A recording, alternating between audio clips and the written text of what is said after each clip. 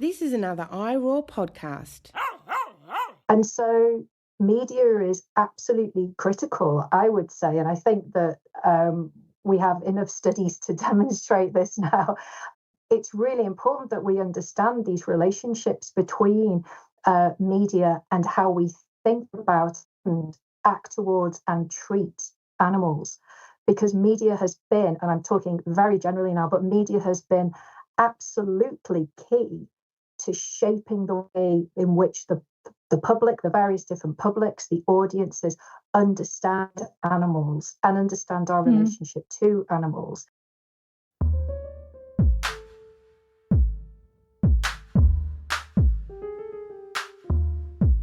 Welcome to The Animal Turn. Today's bonus episode is something a bit different.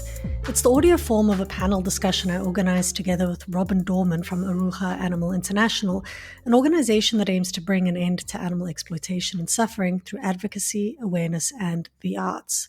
On the 22nd of May 2024, we brought together scholars in media, communication, and literary studies to have an open-ended discussion about animals in media. We used a short film I made together with the Biosecurities and Urban Governance Research Collective as a prompt to kick off the conversation, but together we discussed matters as wide-ranging as what constitutes media, the material impacts of animals included in popular media, as well as how media might be harnessed to improve animals' lives. I'm not going to give you the guest bios here because those are included in the short intro that was given at the event itself. But if you're interested in watching instead of listening to this panel discussion, you can find the full video produced by Renee R. Frederick, a digital artist for Octopus Media Productions, on Arukah Animal International's YouTube channel. If you would like to watch the short film that appears at the start of the discussion about animalized hierarchies, it's available on the Animal Turns YouTube channel. I hope you've subscribed. Before I let you go, if you do visit our website, the Animal Turns website, you'll find that we now have a merch store which features incredible art made by Rebecca Shen, and of course our incredible logo made by Jeremy John. And most of the proceeds go towards the podcast, and some of the profits from selected items go towards some sanctuaries and rescues.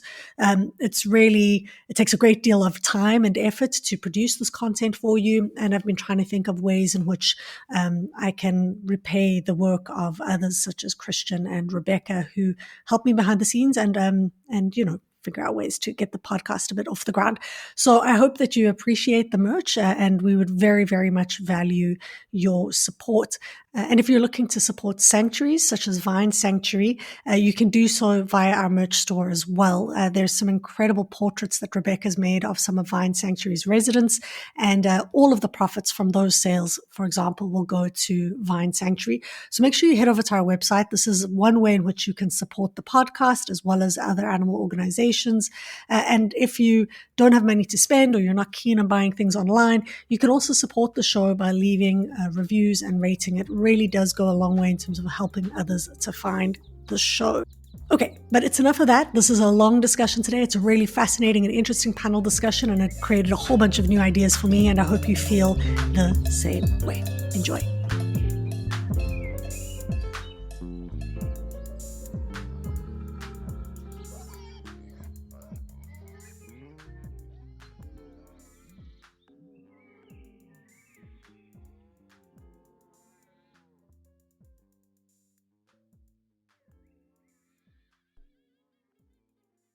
I'm Robin Dorman, president of Arukah Animal International, and welcome to Animals in Media, a co-production with the Animal Turn. When I think about animals in media, how other animals are represented in popular culture, I remember in 2017 seeing the South Korean director Bong Joon-ho's new film, the wildly imaginative, satirical thriller Okja, as something of a miracle, with its stars 13-year-old Mija and Okja, the painstakingly designed, computer-generated pig protagonist, in the words of Bong Joon-ho. Branded as a super pig by Mirando, monstrously predatory multinational agrochemical corporation, Okja, property of Mirando, along with 25 other piglets born in a lab, were sent to farms around the world to hold a contest to see which pig turns out the largest to be bred and slaughtered for consumption, and Okja wins the prize. The race is on to reclaim the super pig, who has been living an almost fairy tale countryside existence wandering the dreamy South Korean mountaintops with her devoted companion McHugh, with whom she shares an unbreakable bond. But diabolical plans are afoot, as the maniacal corporate giant will bring back the super pigs to Manhattan's headquarters to be disclosed to the world and sold as beef jerky, bacon, and hot dogs, as edible as apple pie. And then the dizzying, preternaturally exhilarating race is on to free Okja, which includes a group called the Animal Liberation Front, with its own eccentricities to help McHugh. We are in the grip of a wild elsewhere. There is much to laugh aloud about until it suddenly pierces your heart at the slaughterhouse, which haunts me to this day. When the battle to liberate Okja makes the news, the villainous CEO Lucy Mirando says, "The synthesis of old Mirando and new Mirando was impeccable. I took nature and science and I synthesized, and everyone loved it.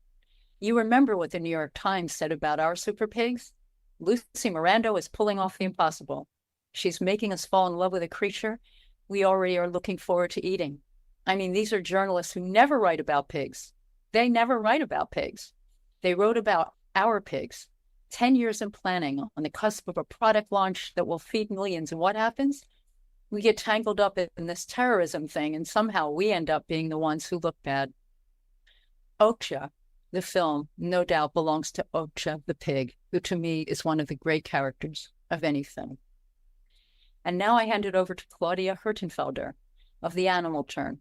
Enjoy. Hi, everyone. Welcome to this discussion today. Thank you so much for joining us live. What I suspect will be an awesome panel discussion about animals and media. Thank you so much, Robin, for that great introduction there. Now, we don't have too much time today. We've got 2 hours, which I know sounds like oodles and oodles of time. But when you put 3 scholars together with a topic that's as interesting as animals and media, that time flies. So let me give you a little bit of a sense of how things are going to go today. But before I do that, who am I, you might ask? Well, my name is Claudia Hertenfelder. I'm the host of the podcast, The Animal Turn. And today I will be moderating this discussion about animals and the media. What will happen is we're going to have a brief intro now, then we're going to play a very short video, and then we're going to enter into a discussion with our panelists. Let me introduce the panelists to you now. So in alphabetical order, first up, we have Claire Parkinson, who's a professor of culture, communication, and screen studies, and also the co-director of the Center for Human Animal Studies at Edge Hill University. Her publications include the books Popular Media and Animals, also Beyond Human, From Animality to Transhumanism, Animals, Anthropomorphism, and Mediated Encounters, as well as Animal Activism on and off screen. So needless to say, Claire Parkinson has definitely got a deserving seat in this panel discussion where we're talking about animals and media. Next up, we have Susan McHugh, who is a professor of English at the University of New England in the United States.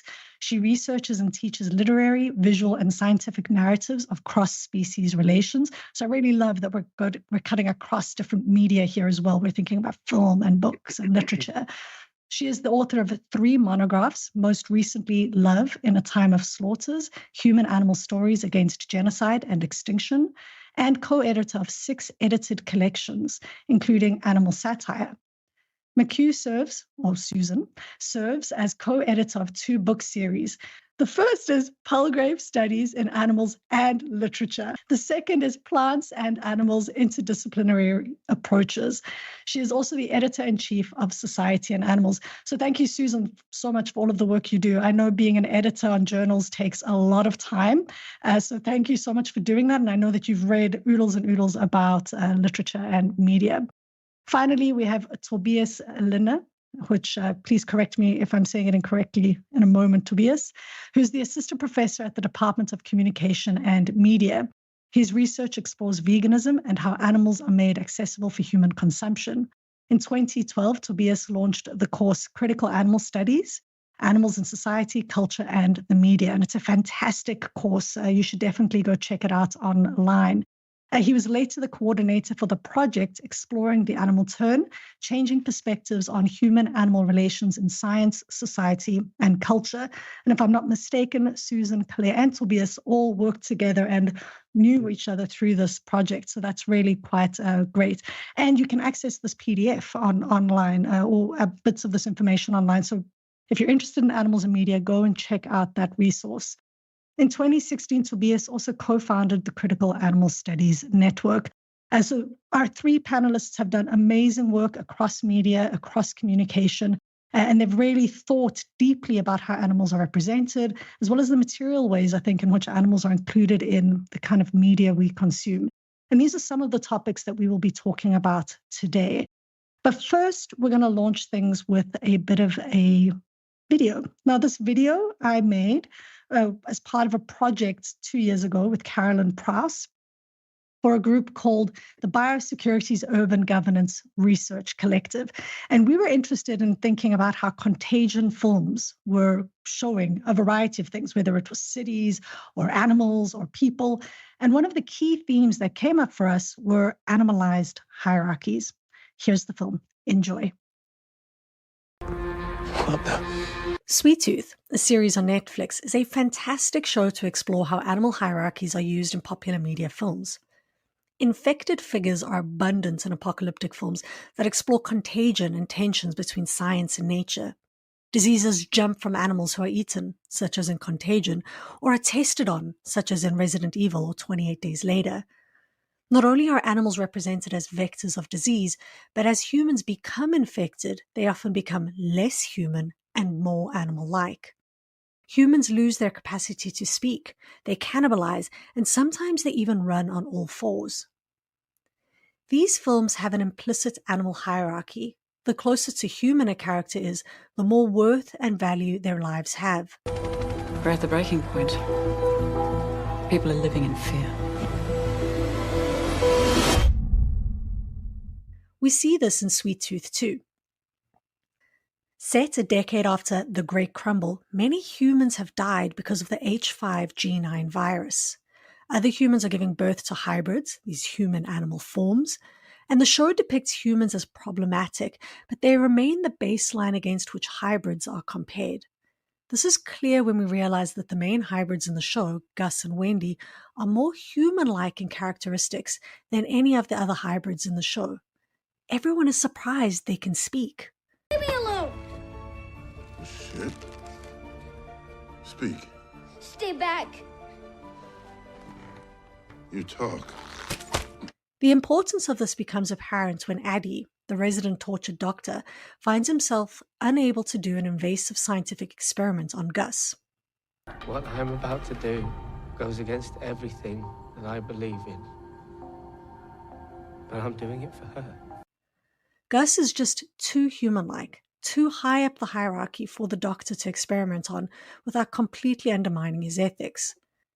So he opts instead to test on a chameleon-human hybrid that is more animal-like. But understanding the animal hierarchy does not end there.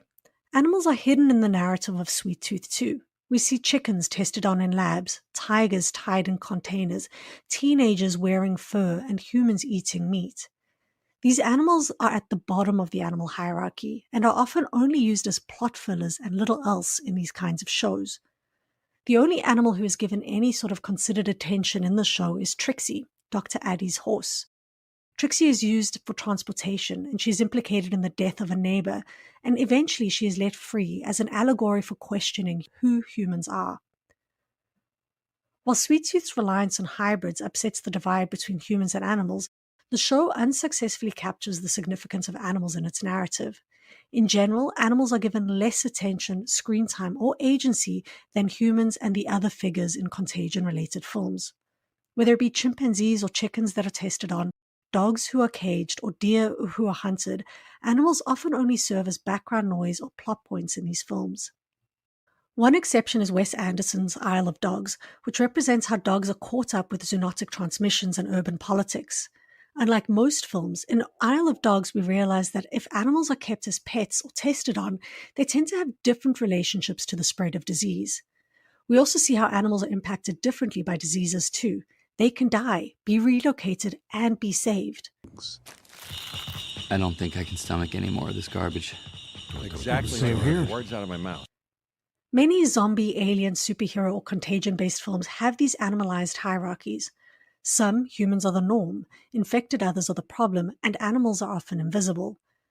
It is important to remember that while humans often remain the norm, which humans are considered to be, in quotes, the ideal type, in these films is often shaped by racialized and gendered hierarchies too. Have you ever thought about animal hierarchies before? Why are they so common in popular media, and how do these figures help us to explore human anxieties and ethical questions about animals? Let us know your thoughts in the comments below.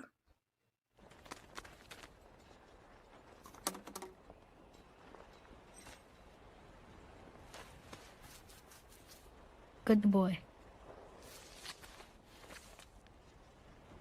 I absolutely love Isle of Dogs. It's got to be one of my favorite films. It's fantastic, and I couldn't help myself but include them here when thinking about Contagion, because I really did feel as though that film treated Contagion with a little bit more nuance. Now, I know in our discussion today, we're not going to be focused on Contagion exclusively. We're going to be thinking quite broadly. This will be an open-ended discussion, but maybe we can start there with this tension between animals and contagion and the ways in which they're represented in media. Susan, why don't we start with you? Have you given this any sort of thought? Thank you, Claudia, and thank you all for providing this wonderful space for this discussion today. It's funny because when Claudia first asked, do you want to be a part of this? We're starting by talking about Contagion. I thought, I don't know anything about that.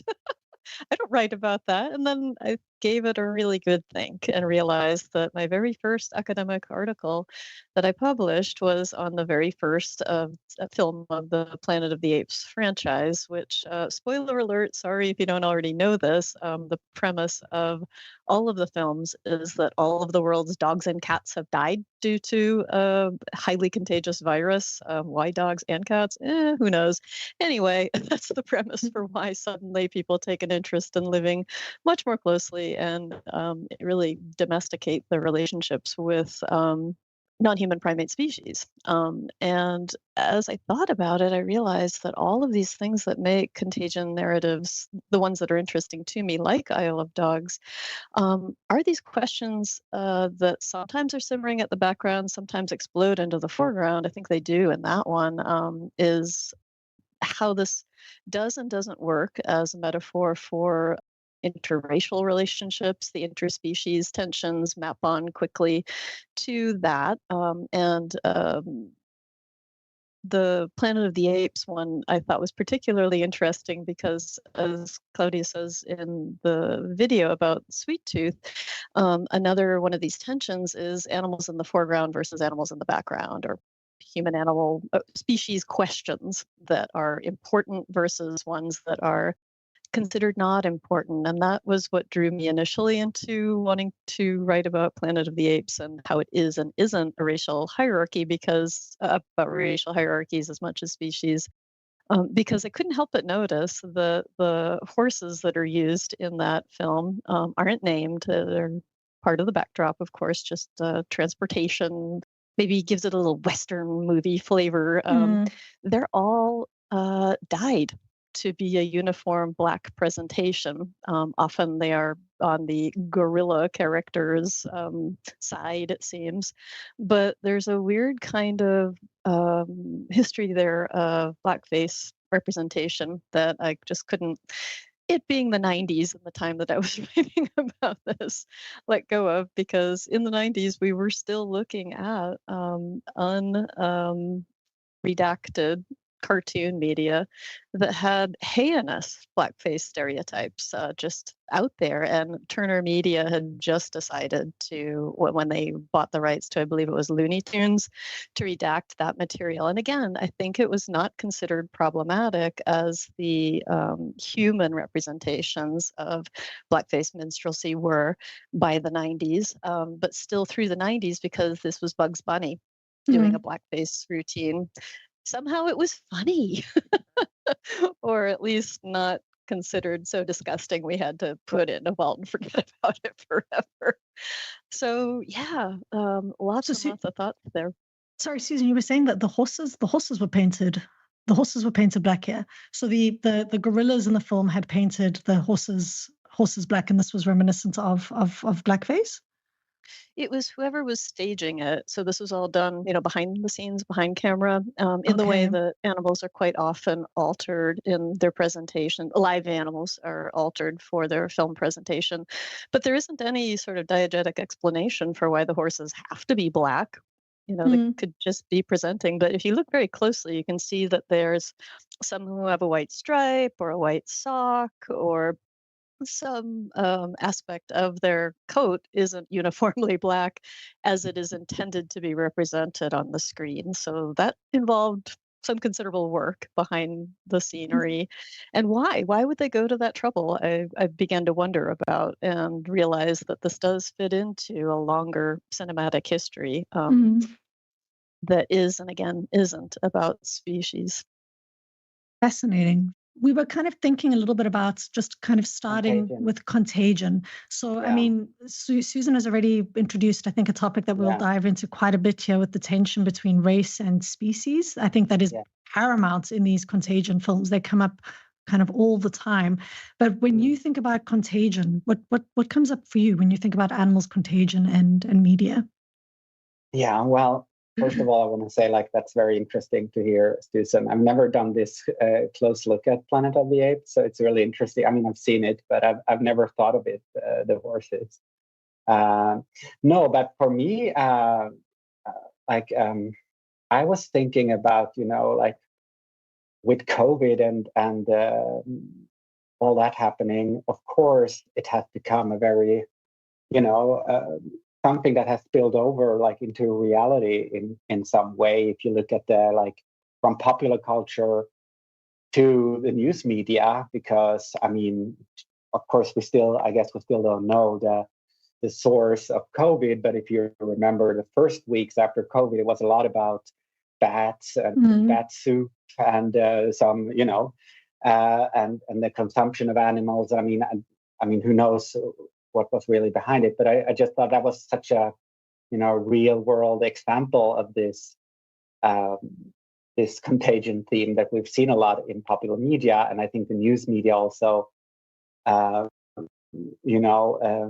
used that frame as they were reporting this, which of course then I guess made people even more interested in this. And I mean, today we see a lot of discussion around, how the next pandemic, and where it will come from and which animals will be involved. So I also think that this fear, this cultural fear, has really translated into reality in a fascinating way over the last years.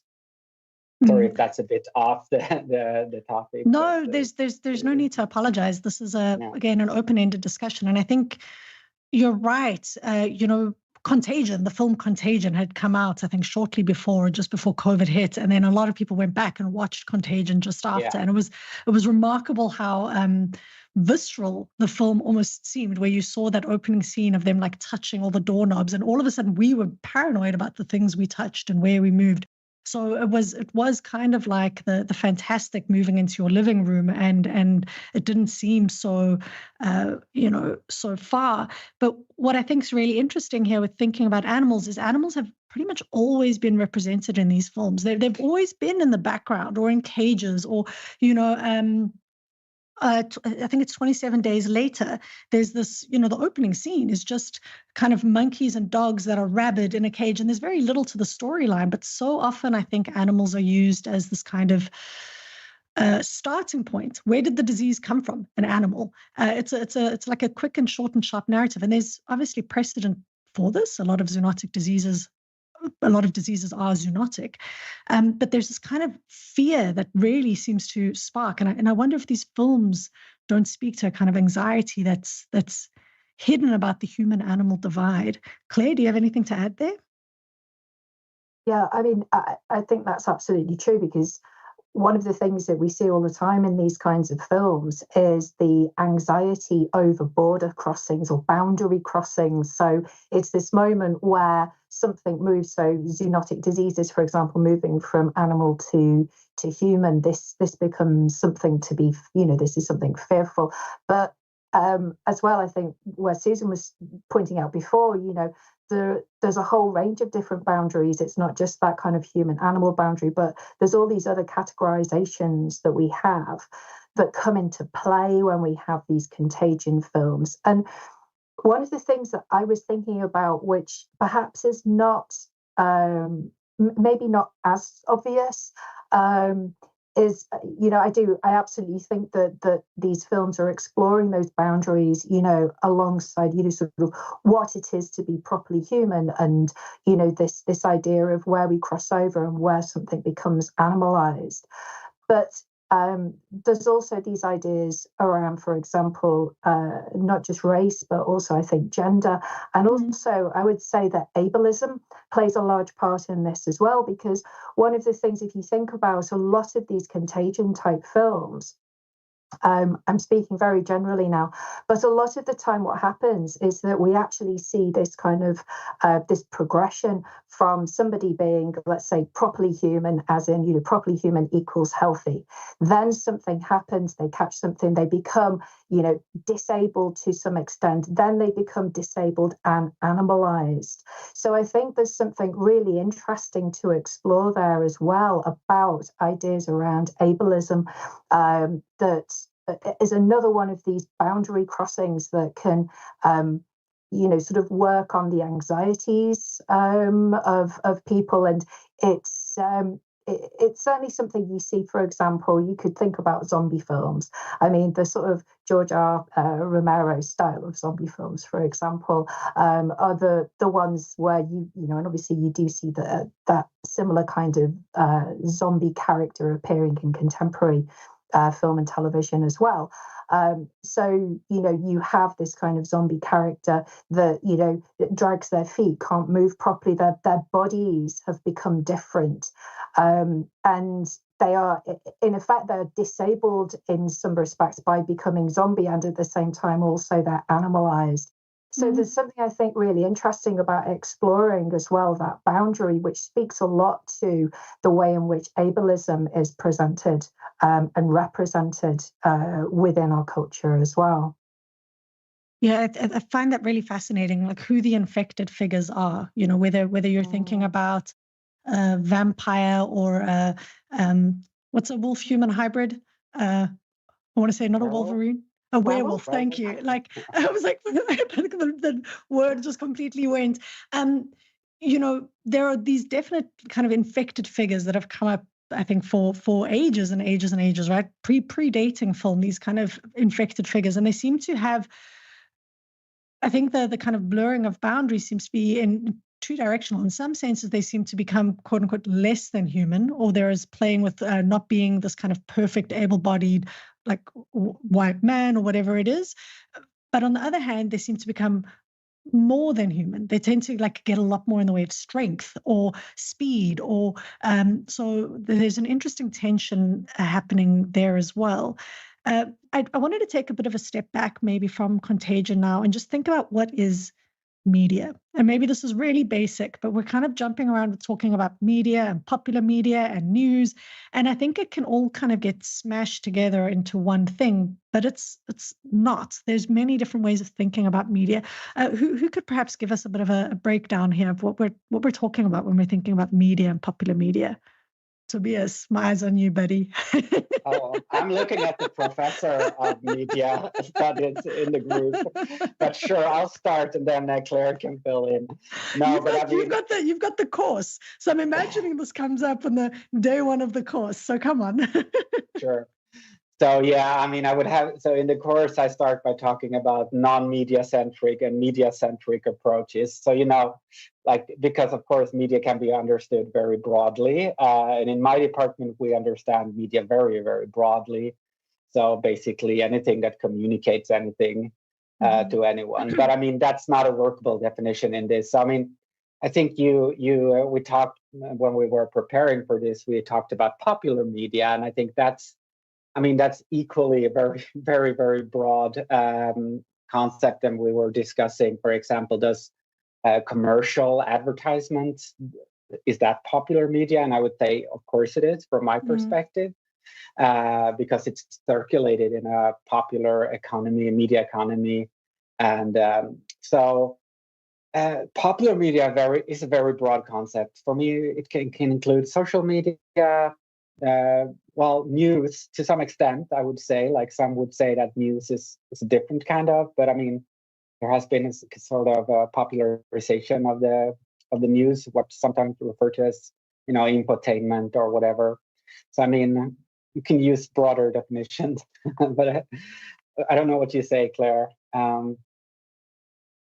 Well, I can only really just add a little bit to that, because I think that was a really good way of defining it. I mean, we think about popular media as something which is widely accessible. So, film, television, it does cover, I would say, social media. It also covers news media as well. I would certainly say that's the case, and advertisements. So it's anything really that's widely accessible to what we might call a general public. And it's interesting because actually what you're asking is to do, there's decades and decades of work on trying to define what media and popular media is. Yeah. And I suppose very, very simply, people used to talk about mass media, and people still do talk about mass media sometimes. But in the 1950s, there were a couple of theorists who came along, people like Roland Barthes and Raymond Williams, and they started talking about popular culture in a different way, and actually using that term popular and sort of rescuing media alongside this kind of broader definition of popular culture. And they sort of rescued it from this idea of it being, something that was mass, for the masses, this kind of undifferentiated group that were out there, that were, this idea that people were just sort of going along and receiving the messages from the media and sort of acting on them without really thinking about it.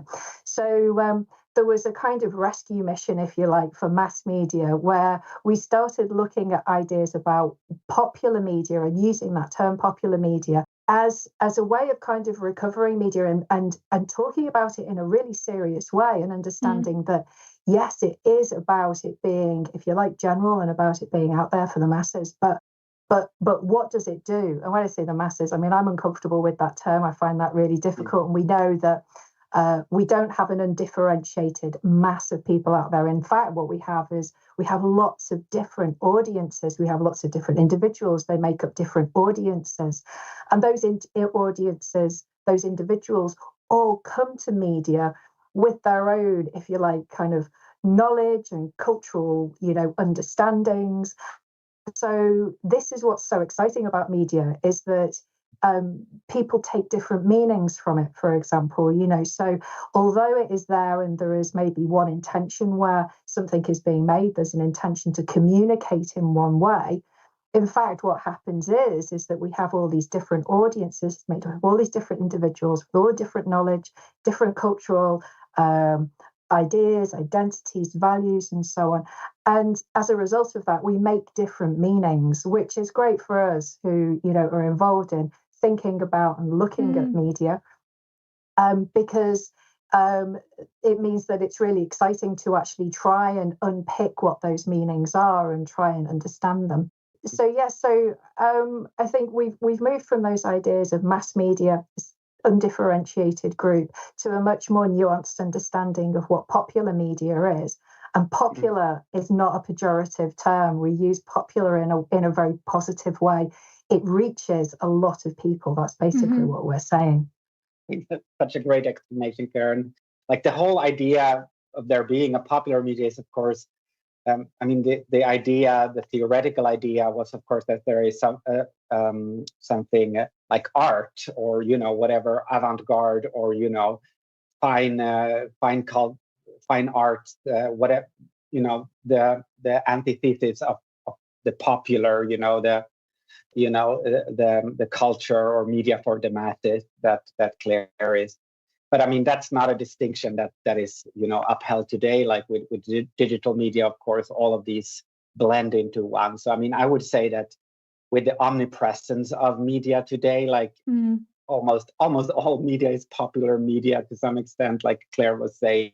I mean, it's hard to, it's not a workable concept in that way, but I mean, but there are interesting dimensions to it, which Claire mentioned. And I mean, the focus on how different audience interpret different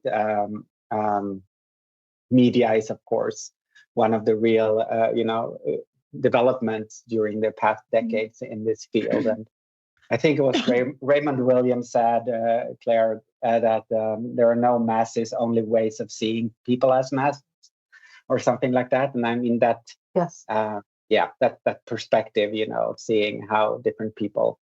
So I mean, but I mean, we do know that popular media shape a lot of people's opinions on everything from politics to their personal relationships to their views on animals. Pretty much anything.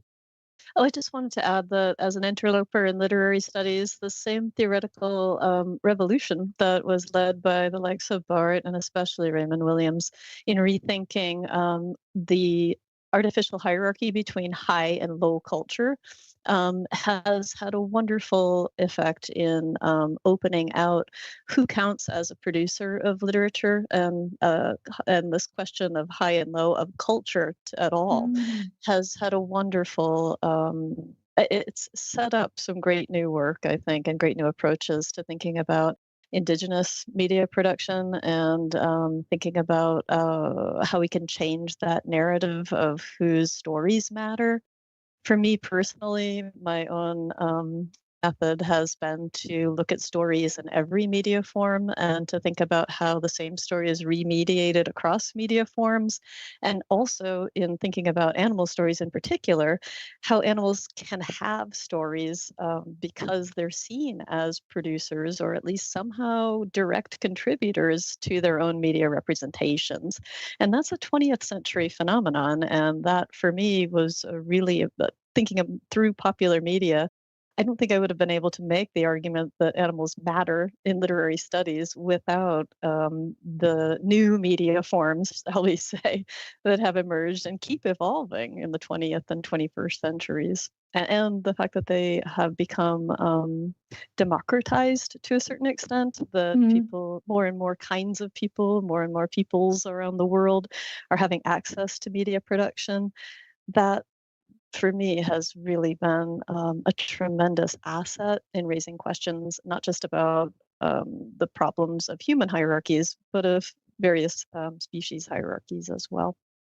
Well, that takes us nicely, I think, to asking then, why is this important when we're talking about animals and media? Why is it? So we've got many audiences. They go from perhaps very niche audiences to large audiences that are sharing memes where everybody knows what is in reference. So there are various scales here of maybe reference to understanding media. But then what is the significance here of focusing on animals and media? Why is this an important question? Why would having this panel discussion be important? Why should anyone care about the relationship between animals and media? Claire, why don't you start us off? I was going to say, I think that Tobias really sort of started pointing out where it becomes critical, and this is because think about, where do we get the majority of our information from? Well, we get a lot of our information from media, whichever source that is, whether that's news media or whether that's through social media. A lot of the shaping of our worldviews, for example, can happen through our consumption of different types of media. And so media is absolutely critical, I would say. And I think that we have enough studies to demonstrate this now. It's really important that we understand these relationships between media and how we think about and act towards and treat animals. Because media has been, and I'm talking very generally now, but media has been absolutely key to shaping the way in which the the public, the various different publics, the audiences understand animals and understand our relationship to animals. And I mean, we can sort of take that back to those Contagion films, for example, and the ways in which some animals are represented in those films, as for example, monstrous or animals that are threatening human life, human well-being. And this, make no mistake, this does genuinely shape the way that people think. And we've got really good examples of this. It does shape the way that people think about animals in lots and lots of different ways. I mean, I'm sure that we can all start talking about different examples, but just to speak very generally at the moment, it's just really important that we acknowledge and we understand the role that media is playing in shaping the public understanding about our relationships with animals and other species themselves. Why don't you give us one of those examples so that we can ground that, Susan? I can jump in. Yeah, thinking back to Tobias's really important point at the beginning that COVID is making us super aware of how these processes happen. In the US, anyway, among certain circles, there is this persistent and entirely ungrounded Wuhan laboratory theory of the origin of the disease. Again, there's no evidence for this, but it really is one of these narratives that became quite viral and is persistent. And it strikes me as really interesting to reflect on the examples that you started us out with, Claudia, because I can't think of a single film example. Well, I can think of very few film examples where experimental animals are treated as sympathetic creatures, and instead, quite often, they're treated as vicious, as infected, as the problem, to put another way of, And so that kind of like 28 days later vision of animals as the source of the problem and in having no other nuances in this representation of laboratory animals seems to me as really quite dangerous. And you can sort of see it earlier in examples like the novel and animated film The Plague Dogs, where even though the author and the filmmakers are very sympathetic to trying to break that down, nonetheless, it doesn't seem to have cracked that narrative pattern across media forms. And I'm trying to think of a few examples on the fly here. And it seems like the brown dog, the real life brown dog animal rights controversy of a dog who escaped flayed from actually a medical educational theater. It raised huge controversy in the Victorian or Edwardian England at the time of this incident, and it was exposed by two gals who were posing as medical students, but were animal activists there on purpose to document this. It's repeated the scene at the very beginning of the novel, The Island of Dr. Moreau. This is the reason, the premise, the narrative premise for why Moreau has to flee England, because he's got the media hot on his tail and the public. So a real life event ended up in kind of the basis of launching this book. Fascinating. Yeah, and that becomes one of these experimental animal dramas that's repeated at least 3 filmic times in the 20th century. And in each case, the technology changes. And interestingly, it isn't. It's not a contagion narrative in any case. It's a surgical alteration, then it's a hormonal injection, and in the most recent Marlon Brando version, it was genetic modification, but not viral, interestingly. Yeah, So I mean, again, I think genetics have really captured people's imagination as well. People are quite concerned with the genetics, and I think genetic kind of hybrids as well, like how human and animal organs are moving between bodies and stuff. There's a lot of tensions there. Tobias, I can see you sitting on the edge of your seat. I know that I can see you scrambling to say something. No, it's just so much interesting. I just want to say, Susan, I know that story because one of the women who originally did this was Swedish, Lizzie Lindorff Hageby, and she was a Swedish animal rights activist and aristocrat who lived in London. And they published their diaries called The Shambles of Science. where they document the torture, as they thought, of the little brown dog in the medical examinations. But so that's a fascinating story. But I wanted to just bring it back to a little about what Claire was saying about why animals in media is important, and the examples that we see of that. I mean, I would say, like, the way I explain it to my students would be that, media is the largest producer of stereotypes about anything in our society. Like, media runs on stereotypes. It needs to, because otherwise we wouldn't, understand it. But of course, and that goes for animals as well. And those media stereotypes are very powerful, and they're often repeated. And we see it in so many examples, I think, in film, and there are, of course, many tragic examples. I mean, anyone can think of Flipper or Lassie or any of the popular. I have a funny example because I work a little on my free time with a rat rescue organization, and so we take in and rehome pet rats. And in the organization, we always joke about, like, not another Remy. And Remy is, of course, the little rat in Ratatouille.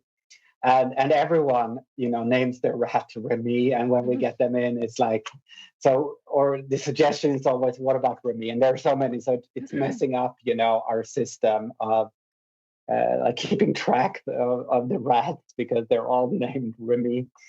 So that's like a very concrete example that you can see how that movie, which came out, I don't know, 10 years ago, 12 years ago, something like that, how that has, I don't know what impact it actually had, but but people are naming their rat Remy for a reason, I guess, because they appreciate the film.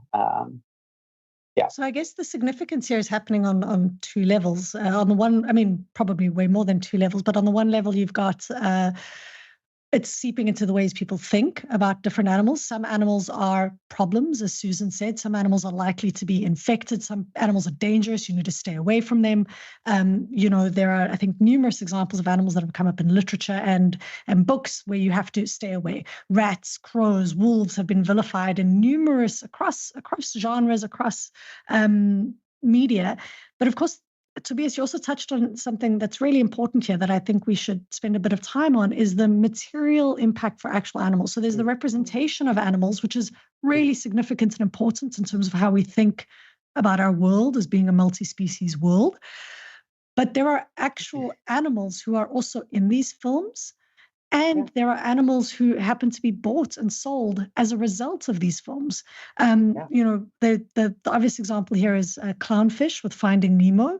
There are a number of people, exotic pet trade, that went up with clownfish, and it was devastating for these fish populations as a result, direct result of a film.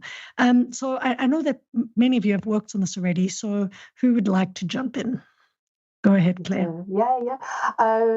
So I could certainly give you many examples of this, and that's a lot of what my work is about, is actually looking at the ways in which media is shaping public understanding and public opinion, and what the impact of that is on the material lives of animals. And so I'll give you an example of something that I've been working on for a long time, and very much so recently, because sadly it's become a major issue, certainly in the UK, but I think elsewhere as well. And that's the representations of dogs classed as dangerous dogs. So pit bulls are probably the type of dog that are most well known in this context.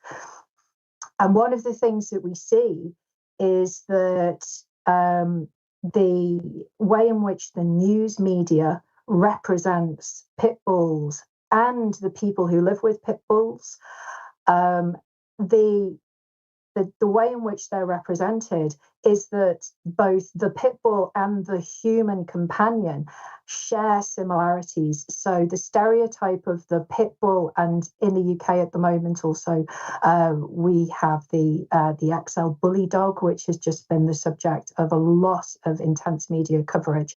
And so what happened certainly in the UK and elsewhere was that there was a lot of media coverage, sensationalized media coverage of dog attacks with certain types, particularly the pit bull, that was sort of in the 1980s and 1990s. I mean, previous to that, you had it was always attacks by Rottweilers, Dobermans, German Shepherds, and so on. But particularly pit bulls, and more recently XL bullies. And these are the attacks that are reported. And there's a particular stereotype that emerges from those news stories about not only the dogs, but also the humans that live with those dogs as well. So, for example, in the UK particularly, this is very much tied up with ideas around class and gender. Slightly different situation in the US, where it's tied up with ideas around race and gender. But particularly if I'm just talking from the UK perspective, one of the things that happened was that sensationalized media reporting ended up with the UK government responding by introducing breed-specific legislation. And what that did was it prohibited certain breeds of dog and certain types of dog within the UK, but particularly the pit bull initially. And more recently, within the last sort of few months, it's also been the XL bully. And we have so many studies that show that breed-specific legislation does not work. It is not effective. It does not do what it sets out to do. It does not. If the main idea behind it is to protect the public, it does not do that. In fact, since breed-specific legislation was introduced in the UK, dog attacks requiring hospital treatment have increased massively. I mean, the numbers are huge. We're talking about, sort of 25,000 or so. But the media focuses in on a few attacks. Now, in the case of XL bullies, it's been a focus on, sadly, fatal attacks on humans by dogs.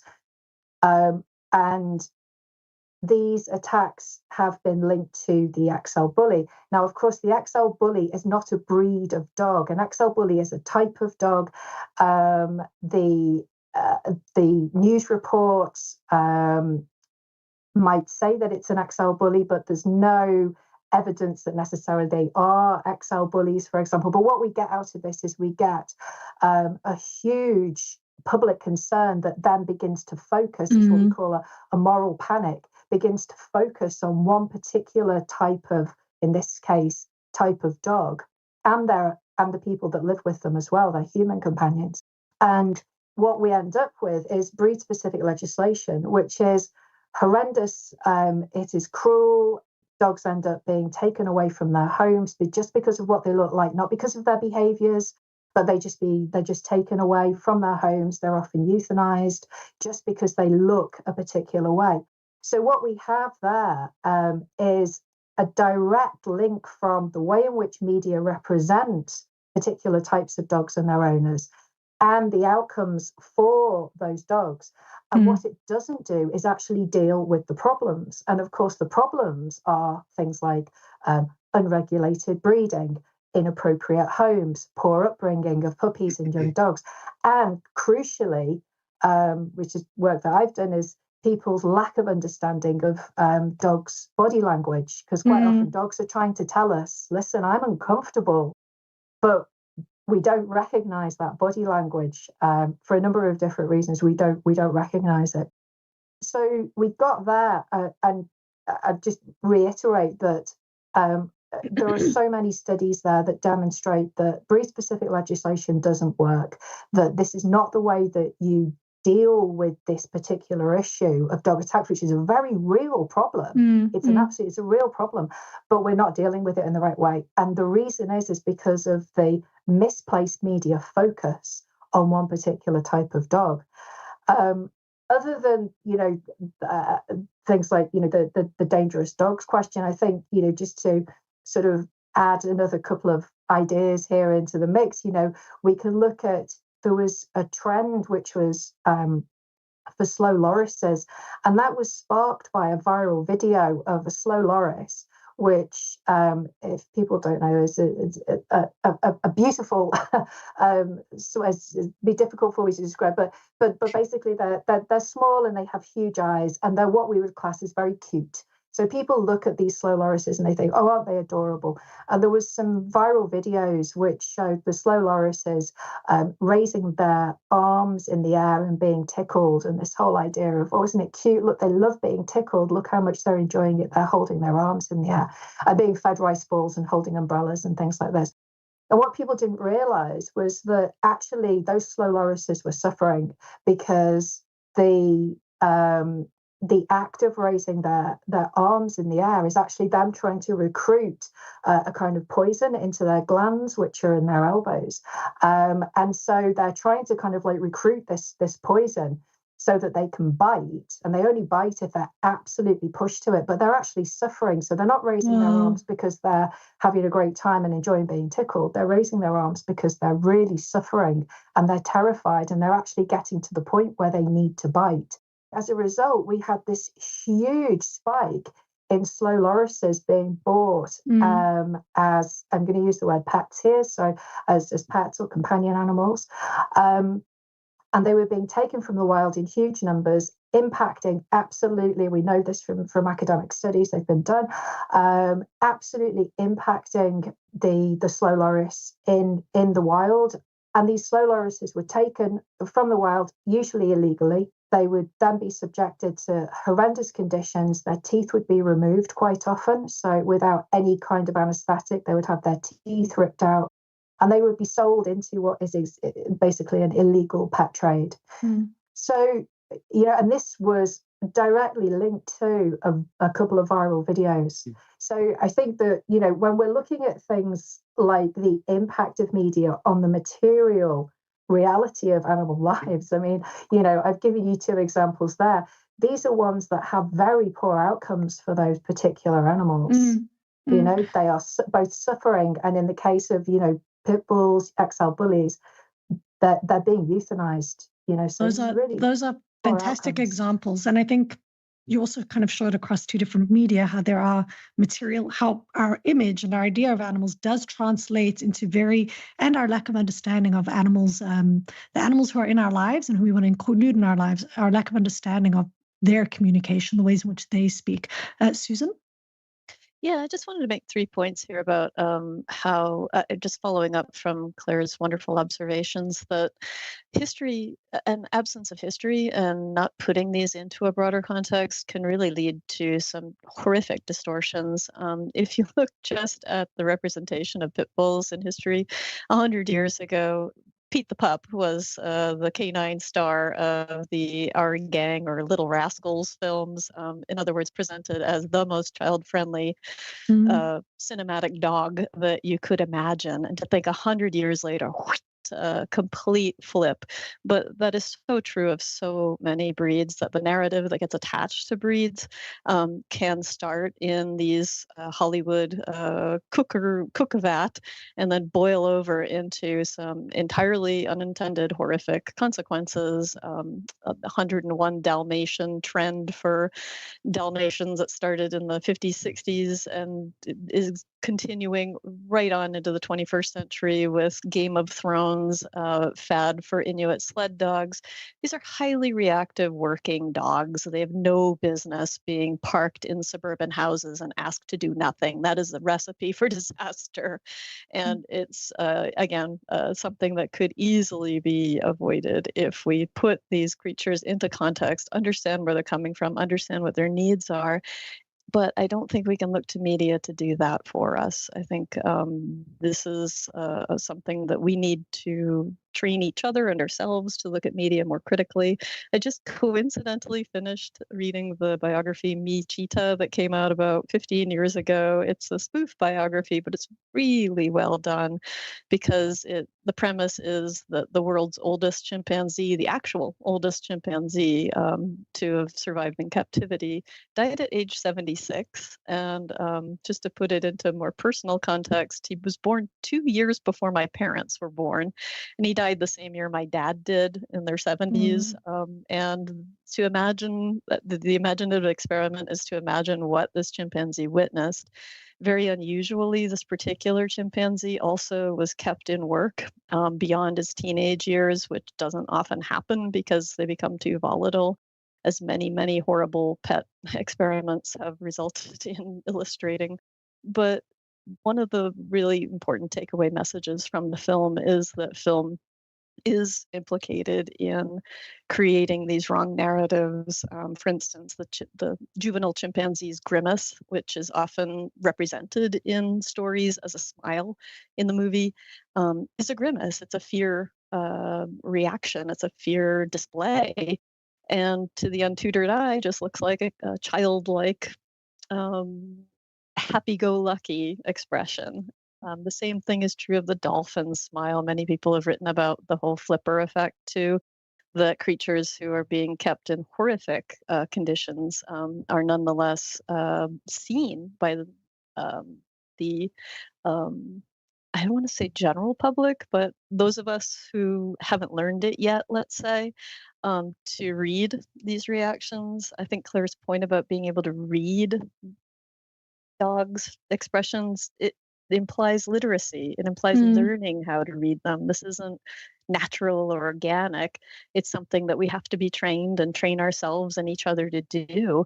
And that seems to me to be a missing link in many media literacy initiatives, something that we can probably carry forward from this discussion about how we can do this better and do this better for human health and human safety reasons as much as for benefit of other creatures too. Yeah, I just wanted to add into that as well. I think, and thanks, Susan, for bringing up the chimps. I also read that particular book, which was absolutely fantastic, and I read it. I was actually writing. I was researching and writing about Bonzo, the chimpanzee that appeared in Bedtime for Bonzo alongside Ronald Reagan, and it was really fascinating for me to kind of get, that book was coming out just at a sort of time where I was writing about Bonzo. I think that as much as we're looking as well at the material effects and these negative material effects, and believe me, there's many of them, and I think that we've pointed towards quite a few of them. I think it's also worth talking about the flip side to this. And I'm pretty sure we'll all have something to say about something like blackfish, for example, which also demonstrates the power of media representations in, again, shaping public understanding. So there's a chapter actually which is brilliant in a book that I just edited called Animal Activism on and Off Screen, and it's a chapter by two scholars, Deborah Meskin and Carrie Freeman, and they actually write about the blackfish effect. And the blackfish effect is basically when Blackfish, a documentary about an orca called Tilikum, who was at SeaWorld, and the impact of that particular documentary was absolutely vast. It had severe reputational and economic effects on SeaWorld, and it forced SeaWorld to have a complete change in terms of their practices, what they did. Their share price went down. I mean, it was huge. The impact was absolutely immense. And Deborah and Carrie actually they write about kind of what lessons can be learned from that for animal advocacy organisations in terms of understanding how we should harness the media as well, and the ways in which we can think about it working for the benefit of animals. Now, sadly, I think that we could probably come up with more examples where it works against the benefits of animals, but I also think it's worthwhile pointing out that there are these other examples. What this does show, though, overall, is that media absolutely impacts the way that we think about animals and our relationships with them. 100%. And I think to harken back to something you said earlier about multiple audiences and this kind of democratization of media production, I think it's also important to realize that we are producers of media. And I would be remiss if I didn't mention, some of the work of folks like Jess Hooper, who have done work on animals and tourism, and recently brought out a documentary about civets, because civets and Kopi Luwak, the coffee that's made from them pooping, this rose to fame after being mentioned briefly by Oprah Winfrey. And these animals have suffered greatly because of it. But the reason I bring this up now, tourism, I think it's really important that we produce media. When we go to a museum, or we go to an exhibition, or we decide to pose with a tiger and we put it up on our social media platforms, we are putting out a message as well that says, hey, look, this is an animal who can be caged and who I should take photos with. And it's a normative, I think it's a normative thing. It's not neutral to put up this type of media. And I think in your flip side there, Claire, of saying, we also have a responsibility that when we engage as tourists or as consumers to decide the kind of media we put out there and to actually think critically about the images we put up and the texts we write and how those representations foster. And I think this runs in academia as well, how we represent animals as agents or as objects or as subjects. It does carry a great deal of weight in terms of how we think, but also the material lives of animals. And thank you so much for that concept, the blackfish effect. I think that's, I've heard of the late night talk show in the US. John Oliver, there we go. The John Oliver effect I've heard of, but the blackfish effect I think is the next, not Jamie Oliver. I mixed a chef and a late night host. It's not quite working out there. All of you have kind of raised things here that make me think a little bit about media ethics. And what kind of guidelines exist?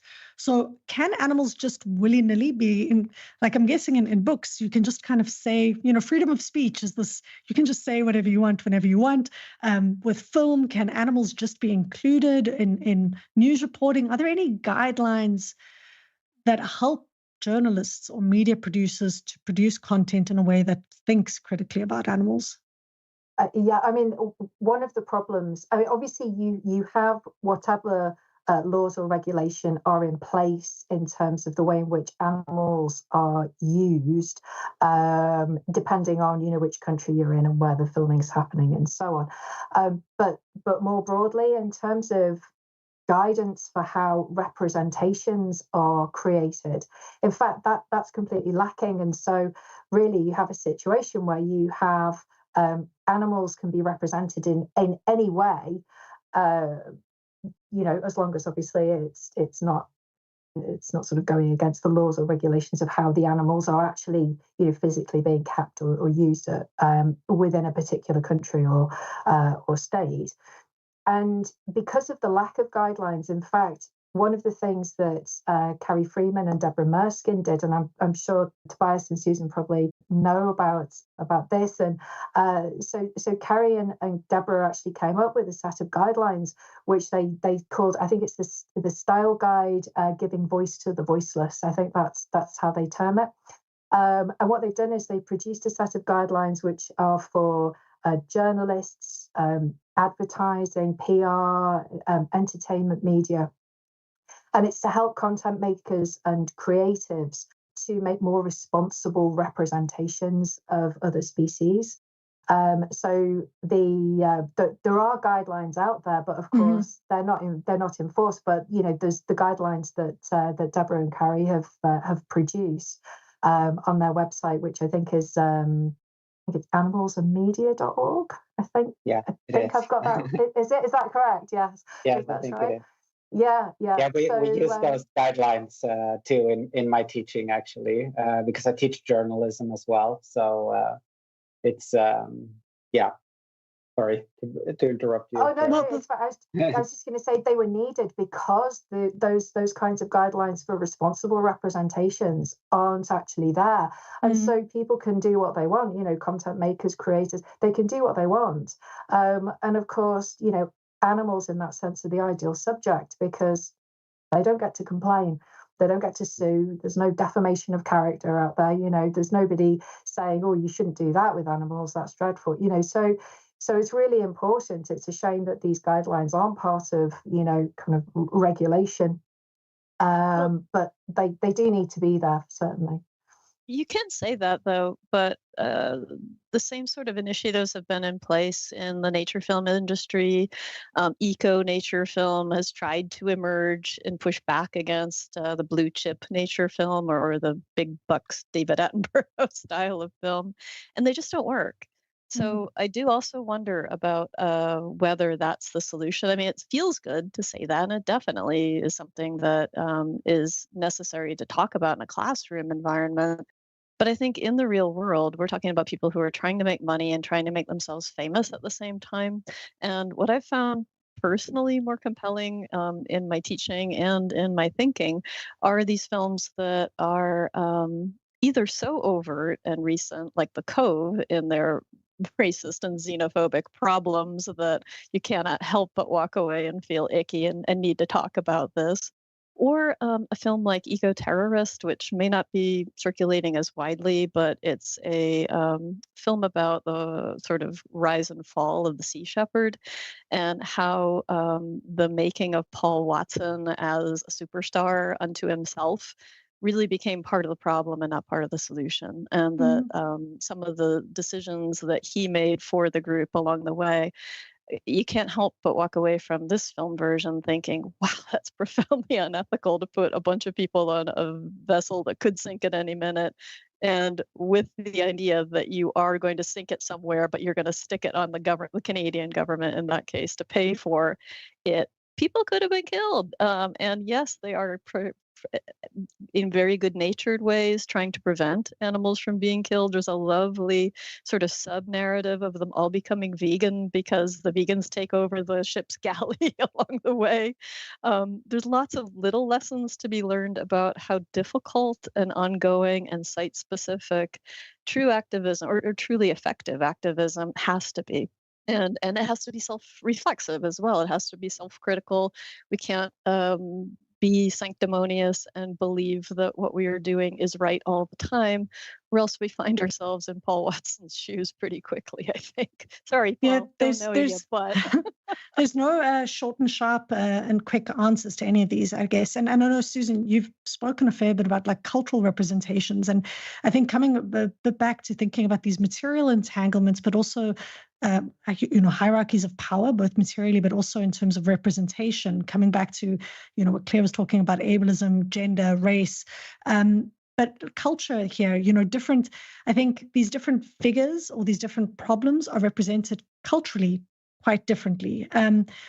Maybe you just want to, I know I'm switching gears here a little bit back to thinking through these hierarchies and entanglements. But maybe you could walk us a bit through that as well in thinking about how this impacts activism and animals.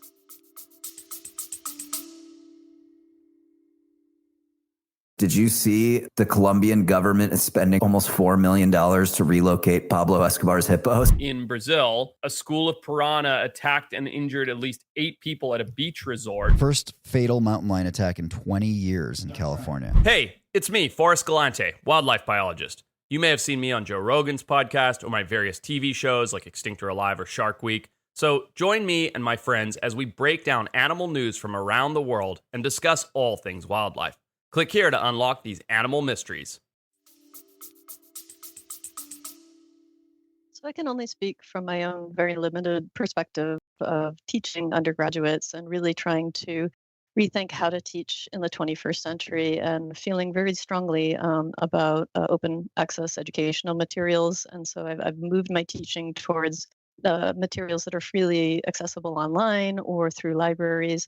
And along the way, I also have a lot of marine science students. So fishing in my nature films class has been a pretty important subject because it's just something that is on their minds and they can relate to immediately. And in trying to think about how to, for the 21st century, particularly thinking about how African animals are overrepresented in visual media and African people are not very well represented in the history of nature films. I was looking for examples and found this beautiful film. At least I think it's beautiful, and maybe others will have problems with it, called Bahari Yetu. Again, short format is another thing that I'm looking for all the time.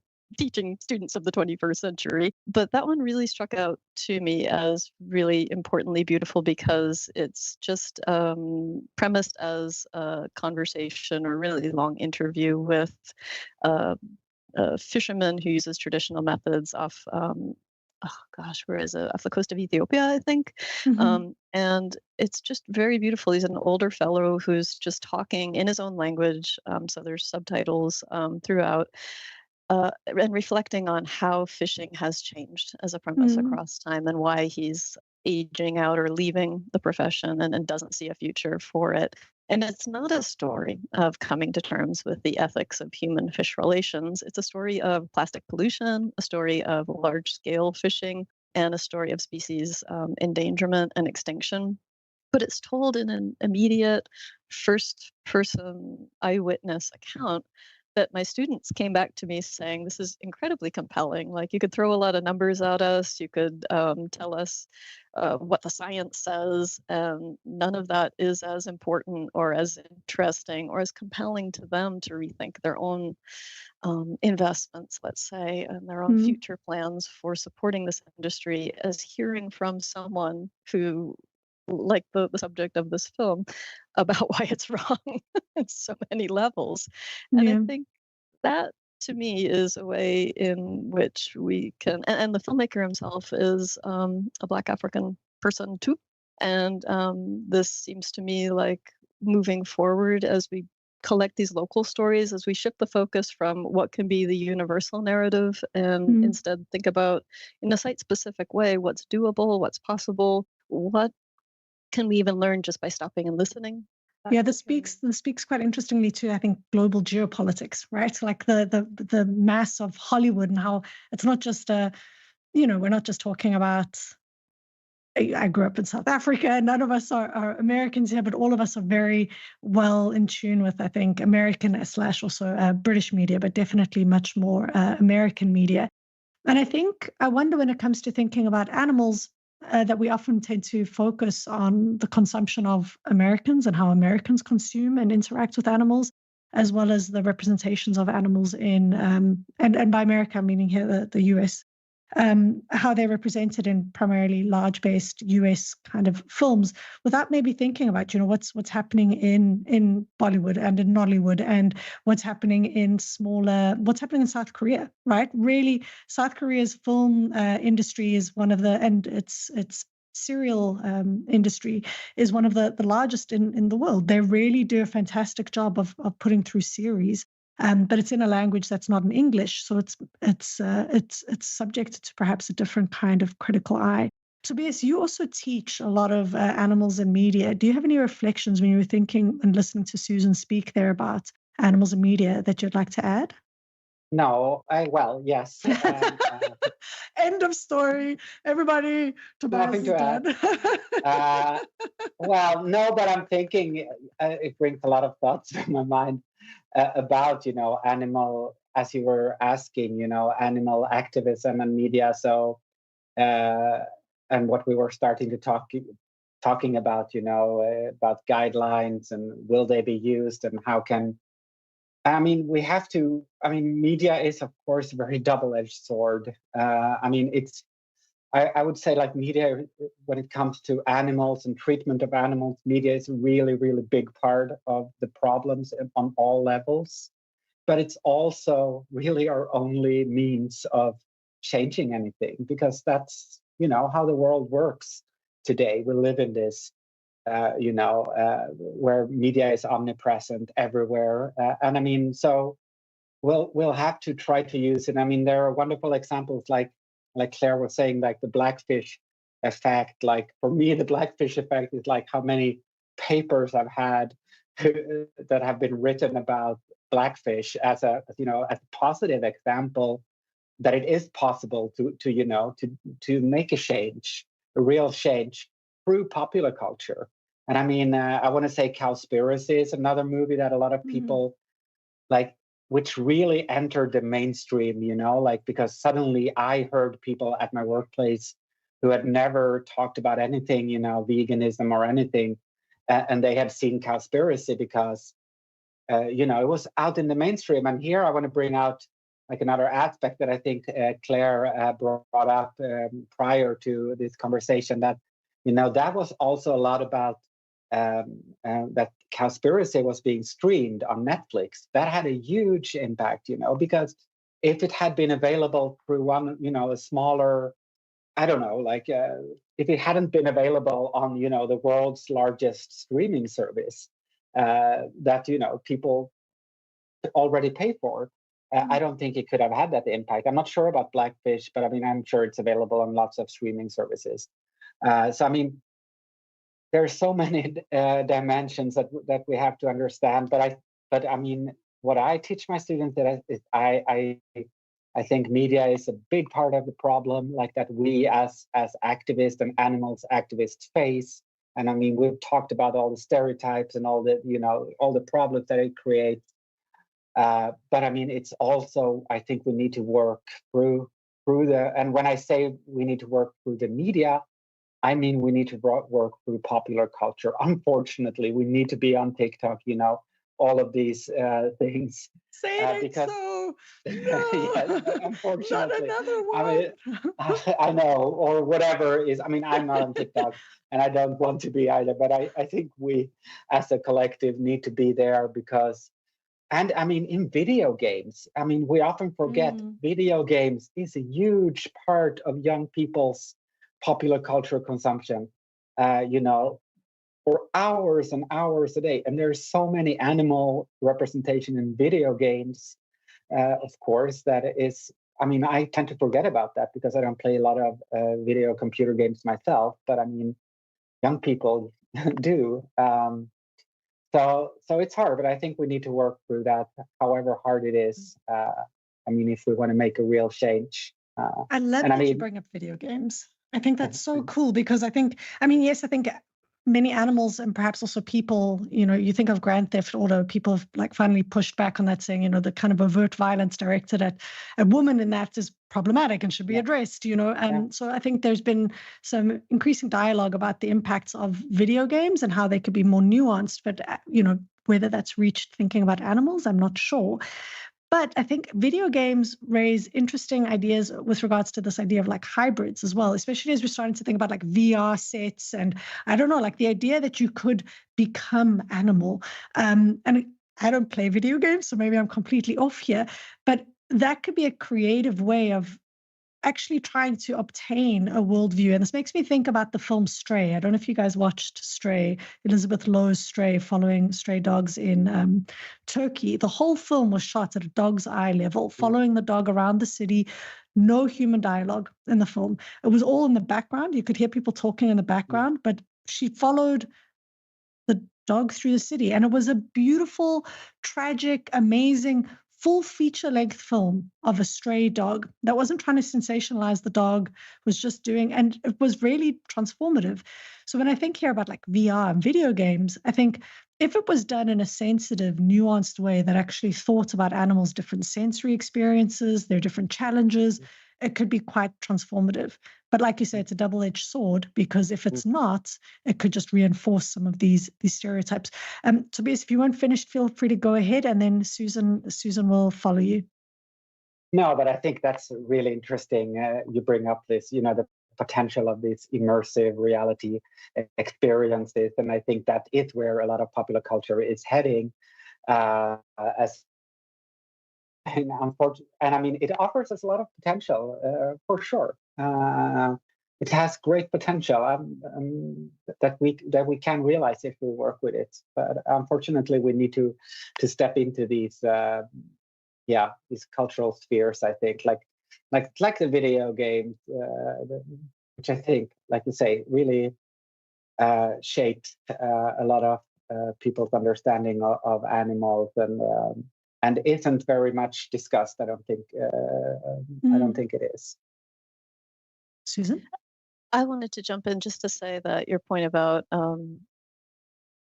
narratives from non-human perspectives and that immersive, imaginative experimentation of viewing the world and experiencing the world from non-human perspectives is hugely underrepresented. And there's a grand opportunity there, I think. A fantastic recent example, again, to put in another literature film hybrid plug here, is Ted Chiang's short story, The Great Silence. And there's a wonderful short film version of it made by the artists. I'm forgetting their names right now, but it's freely available online. Again, one of these things that's not hiding behind a paywall.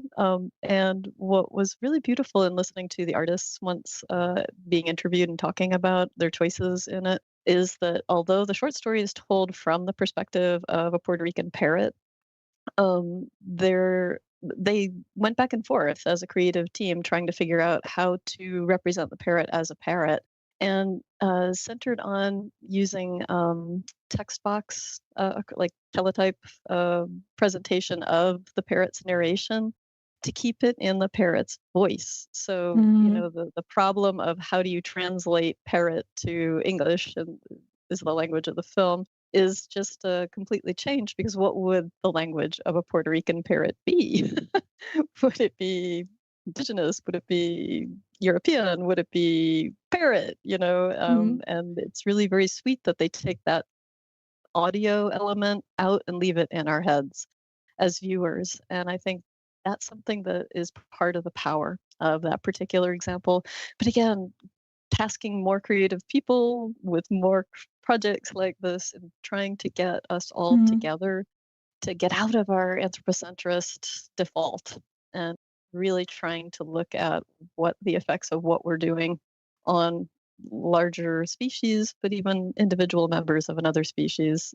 I think beautiful that we can be engaged in. We don't know where it's going to go necessarily. Yeah. But I'm troubled with this boom in the gaming industry of this being a sidebar, maybe gimmicky afterthought, and not really being central to the project. And I think there's something in what you were saying there is it's also in the process. I think so often we focus on the product, right? The film, the thing, but there is something to be said for that process of thinking, if I were, and a lot can go wrong, right? You can have critiques of ventriloquism, you can have all sorts of critiques, but I think the fact that these critiques could happen shouldn't stop us from attempting to think through what that experience might be, because then we've stopped before we've even started. And I think that process of producers and makers and creatives thinking really sensitively and really there's a lot of research on almost any animal you can think of, and thinking about their physiology, thinking about their cultures, thinking about what would be significant to the parrot. What kind of social relationships does that parrot have? If a parrot was in a loud environment or a city or in a forest, how might they respond differently? You might not have a clear-cut answer, I think, to that, but I think the very act of thinking through and asking those questions is moving closer towards having some approximation of better representing animals. And I think that this speaks across literature, books, histories, stories, news items, yeah, it's. I really appreciate what you're saying there. I think there's a big power in that. We're approaching, if you can believe it. You were worried, Tobias. Would we be able to talk for that amount of time? Well, we're almost an hour and a half in, I tell you. So I just want to remind the audience. Thank you for listening to us.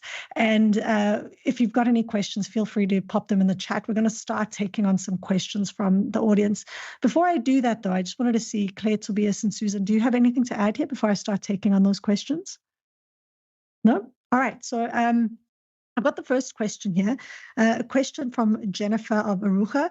What impact can we as consumers have on helping shape how media incorporates other animals? And I think we've touched on this a little bit. So what impact can we as consumers? So maybe how can we think of as consumers what we can and cannot do better or less of? And I think this is a thorny question. This is a really actually tricky question. When it comes to veganism, I think, oh, well, just don't eat the food. But if you're going with a group, does it mean not watching movies? What does it mean? Yeah, I think, I'm sorry, my thoughts are like, is this a question at all that we can act on as consumers? Like you were saying, that's very hard. But then I thought, of course, there are small things, which usually when it comes to these consumer things, for example, if we see inappropriate content on Instagram concerning animals, we can report it. I don't know about Instagram's guidelines, but if they don't have guidelines, maybe we can, try to, influence them. I mean, that's a concrete thing. But I mean, like you say, I mean, checking, how a certain popular culture product has been produced, whether animals have been involved. I mean, that's going to be hard, I think. So it's a hard task. It's tricky, for sure. Claire? I think one of the things that social media allows now, which probably it was never possible before in the same way, is there's much more of a two-way communication with media producers nowadays, and we know that audiences can absolutely have an influence on media productions, on certain filmmaking, on the way in which characters are developed, and so on. So I do think there are opportunities there, and it does mean obviously taking to social media and perhaps having coordinated campaigns where people are challenging particular media representations. So I do think that we should be using social media in that way. I think that that's a positive. We need to find positives to social media, I think, sometimes, and that's definitely one of them. Is that it allows a more direct and public communication with creatives, with media producers, in a way that we didn't have previously. You could individually write a letter of complaint, but nobody else would see that unless it was a coordinated campaign.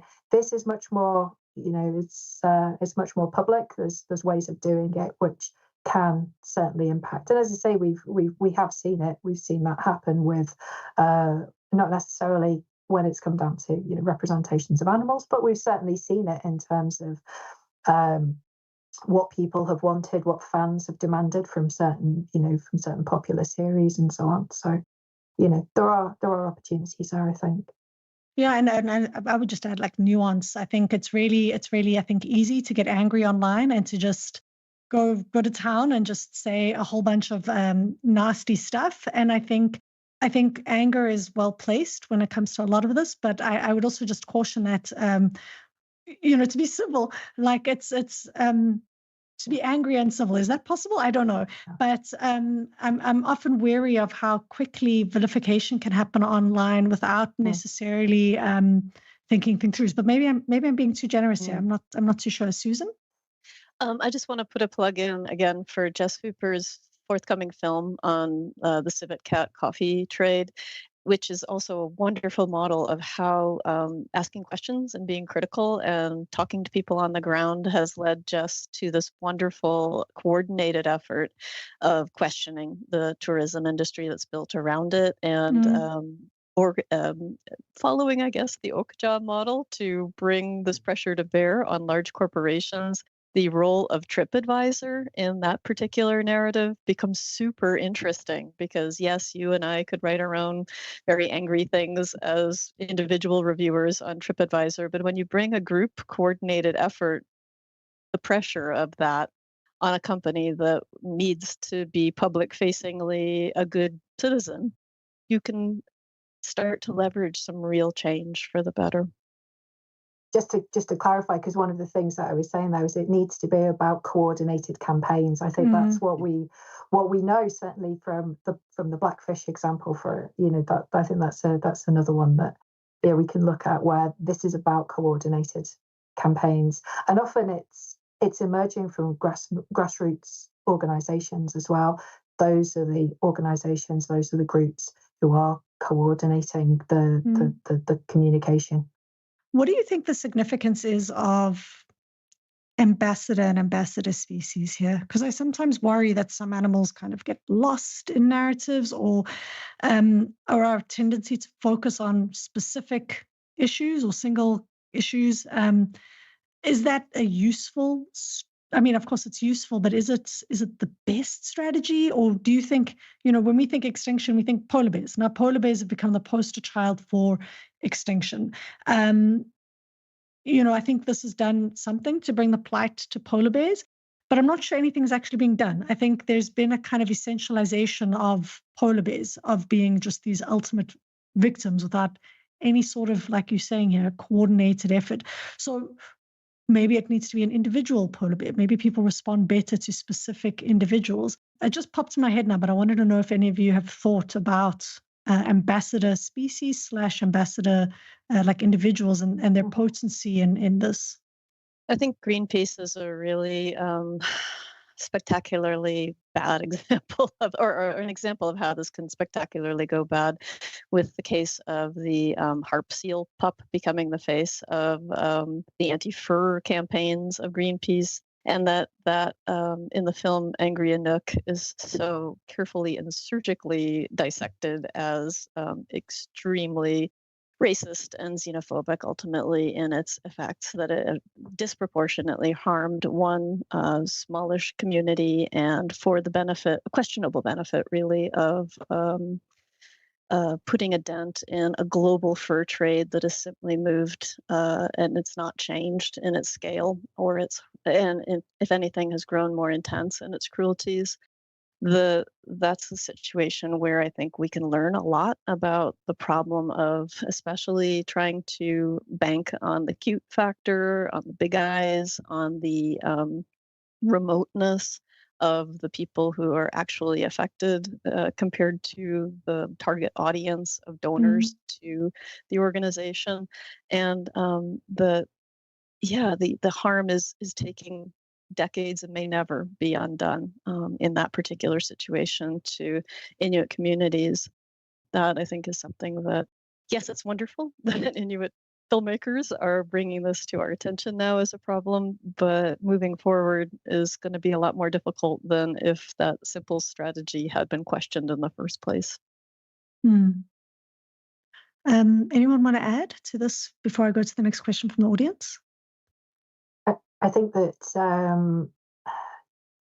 it's difficult because you actually to get people to engage, you do need to have individuals that have a really clear identity. So individual animals, individual species certainly, but individual animals that have a really clear identity, and you can you can better engage. I think there's plenty of examples of this happening, where it's very difficult to ask people to say, go out there and say, hey, care about all the animals, because that feels odd and overwhelming. And then people say, but why would I do that? Because they immediately think, well, I don't like those animals. I don't like spiders. I don't like insects.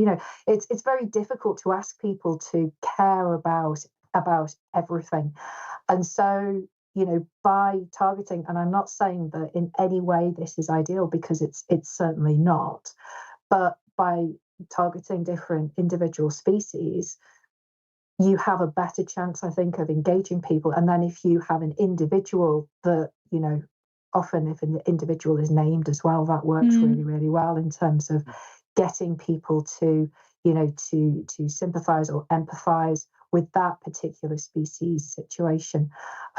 It doesn't always go well. I would agree with that, but at the same time, I think that it's incredibly difficult to talk about a number of different species all at once and say care about all of these, because people need something to sort of latch onto. They need to be able to identify in some way with that species or with that individual. And then we get the emergence of charismatic megafauna, which often are the tigers and the polar bears and so on, the lions, and then we have all of these animals that are going extinct because they're not cute enough, or they don't have a good campaign behind them. They don't have good PR, basically. So it's a big problem. But I think that what we've seen is that individual animals and individual species, you can actually engage and you can begin to change people's views, people's minds, but not ideal, far from ideal, in fact. I think it's quite interesting because there is something sticky about an individual being named. I think about Cecil the lion. I think I can just say Cecil the lion amongst the right group of people. And I mean, even beyond animal studies crowds, most people know Cecil the lion. It created some controversy. You think of Marius the giraffe, who was killed in a zoo and then dissected publicly. Again, people were outraged. And and there's something sticky. There are not many animals who I can just kind of call to mind. And I think about how different animals get named and labeled. And I mean, this is part of their story. Marius was an actual giraffe, and his story gets to be documented and outraged about. But his story was kind of really useful for highlighting and thinking also about zoos and how zoos operate with biogenetics and all of these things. But you think about that in news media, you've got Cecil the lion, Marius the giraffe, and then you also think, going back to what Tobias said at the beginning about Remy the rat, right? You think, oh, these animals, Nemo, the fish, they really are memorable. So it's definitely thorny and tricky. Okay, I have another question here from Annette Jorgensen. We have mostly heard about media aimed at adults. Are there potentials for influencing how people relate to animals through children's TV movies, etc.? Tobias, why don't you take us off there with thinking about children? Yes, I think, we were talking about children now. You mentioned the Ratatouille, Disney movies, in general. So yes, I would say, of course, there is a huge potential. Problem is that, as we were talking about, we cannot decide how people will be influenced. Claire was mentioning a lot of problems, like how to bring up these issues in popular culture. But the real big problem is, of course, that we don't know. We don't know how. Even if we tell people, in a film or whatever, we don't know how they're going to react to that. And it's not propaganda, popular culture. So, but that also carries a potential, which I think is, if we're going to go back to popular culture, the potential of popular culture. Because if we accept that the movie Ratatouille was a good thing for rats, and I think it was, like rats have a pretty bad reputation since the Black Death. I think it was a good movie in some ways. Disney it wasn't Disney's intention to make a movie to save rats. I don't think. It was Disney's intention to make money of this story. I'm sure they didn't do it to save to raise the status of rats in society, but that's what happened because of the movie. It really shows, the problems of working or within popular culture. If we're talking about how to influence children, I think children are influenced hugely by popular culture, and especially, if you look at any children's media, I would say you find more animals there than in any other kind of popular media. Obviously, animals are hugely important to children. It's very hard because although we have these great representations of animals, like, Babe the Pig, which was a huge movie in the early 2000s, I'm still sure that most of those kids still had pork steak the same day, or whatever, ate something with pork or sausage that they saw that movie, because they weren't allowed to make that connection, for example, with the food. So it's really it's very hard to decide how we're going to influence people. We can do our best, and I think Claire was saying, we need narratives, we need these individual stories, but we can never be sure about how those are going to land with different audiences. A nerdy detail: Babe, the film inspired Babe's vegetarian cookbook, just precisely because parents came forward, realizing that they had to deliver on the ethical message of the film, because it was just so popular and it really did touch children's hearts. And I think that is great. But then again, we were talking about Finding Nemo before, and think about it. It's literally a film about a fish that wants to escape the fishbowl and go back to the sea. And that led to people buying these clownfish. It just shows the complexity, I think, of communicating, and especially in communicating in popular culture. And again, I think this comes to thinking about a much bigger idea of consumption and a bigger structure of capitalism and what it means. I work currently with kindergarten kids, and it's remarkable how quickly they see something that's cute and it turns to I want. And this speaks to a much bigger kind of challenge of when you see something, it's there to consume. It's available. Everything is readily available. If you want it, it's available. And of course, this is not only with regards to animals, this is with regards to environment, land usage. That said, I think young kids, and I'm speaking here like 5-year-olds, are really acutely aware of environmental disaster and pollution. And I'm not too sure that this is translated into, and I'm not a researcher on children and animals in any way, but I'm not too sure that this, like you're saying, is translated into eating habits, because the extent to which children have a say in the home is still quite constrained when it comes to what they can eat. And it's tragic that every time Easter rolls around, sales of rabbits go up. This again speaks to a habit of consumption that's not questioned. That if you want something, you can have it. If it's convenient to have it, you can have it. Oh, you want bees? We'll fly them across the world to you because you can have it. And sorry, I'm going on a bit of a tirade here, but I've got a bit of the kind of unbridled access to everything all the time, I think is something we need to work on. And as Susan was saying earlier, also hold corporations accountable. There is something, you can have a caveat or something at the beginning of your Disney film saying, we do not condone the purchasing of exotic fish. Anyway, sorry. Because I've written about it extensively in my book, Animal Stories, I do want to put a plug in for Babe, because one of the things that I think makes it quite different to many of these other narratives is that it thematizes the making of your own story. So it asks you to join in being critical of the narrative of Babe as being what's for dinner, and then shows how Babe has to go to this elaborate staged event and change the narrative. So the idea that questioning where these stories come from, recognizing that the stories can be different depending on what your perspective is.